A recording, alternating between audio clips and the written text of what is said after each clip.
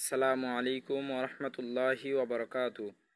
প্রিয় দর্শক, আজ আমি এমন একটি আমল নিয়ে আলোচনা করব যেই আমল করলে জাহান্নাম থেকে দূরে সরা যায় এবং জান্নাতের নিকটবর্তী হওয়া যায়।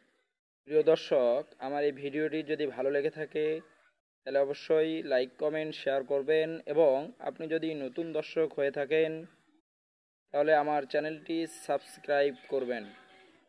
এই ব্যাপারে একটি হাদিস হযরত মুআয ইবনে জাবাল রাদিয়াল্লাহু তাআলা আনহু থেকে বর্ণিত। তিনি বলেন, আমি একবার নবীজি সাল্লাল্লাহু আলাইহি ওয়াসাল্লামকে জিজ্ঞাসা করলাম, ইয়া রাসূলুল্লাহ, আখবিরনি বিআমালিন ইউবাঈদুনি মিনান নার ওয়া ইউকাররিবুনি মিনাল জান্নাহ। ইয়া রাসূলুল্লাহ, আমাকে এমন একটি সহজ আমলের কথা বলে দিন যেই আমল করলে আমি জাহান্নাম থেকে দূরে সরতে পারবো এবং জান্নাতের নিকটবর্তী হতে পারবো।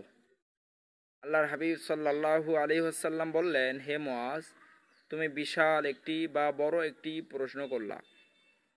এবার আল্লাহর হাবিব সাল্লাল্লাহু আলাইহি ওয়াসাল্লাম বলেন, হে মুআজ, তুমি যদি কয়েকটি কাজ নিয়মিত আদায় করতে পারো তাহলে তোমার থেকে জাহান্নাম দূরে চলে যাবে এবং জান্নাত নিকটবর্তী হয়ে যাবে।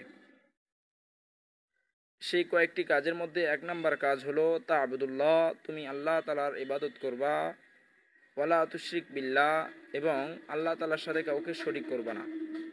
2 নাম্বার ওয়া তুকিমুস সালাহ, তুমি নামাজ আদায় করবা। 3 নাম্বার ওয়া তুতুজ যাকাত আল মাফরুদা, তোমার উপর যদি যাকাত ফরজ হয় তুমি যাকাত আদায় করবা। 4 নাম্বার ওয়া তাসুমা রমাদান, তুমি রমজান মাসে রোজা রাখবা। 5 নাম্বার ওয়া তাহুজ্জাল বাইত, তুমি হজ আদায় করবা যদি ফরজ হয়ে থাকে। এই কয়েকটি কাজ যদি তুমি করতে পারো তোমার জন্য জাহান্নাম দূরে চলে যাবে এবং জান্নাত নিকটবর্তী হয়ে যাবে ইনশাআল্লাহ। সুবহানাল্লাহ। প্রিয় দর্শক, আমরা জানতে পারলাম আমরা যদি ইবাদত করি, নামাজ পড়ি, রোজা রাখি, হজ যদি ফরজ হয় হজ আদায় করি, যাকাত ফরজ হলে যাকাত আদায় করি, এই কয়েকটি কাজ যদি করতে পারি তাহলে আমাদের থেকে জাহান্নাম দূরে চলে যাবে এবং জান্নাতের নিকটবর্তী আমরা হতে পারবো ইনশাআল্লাহ।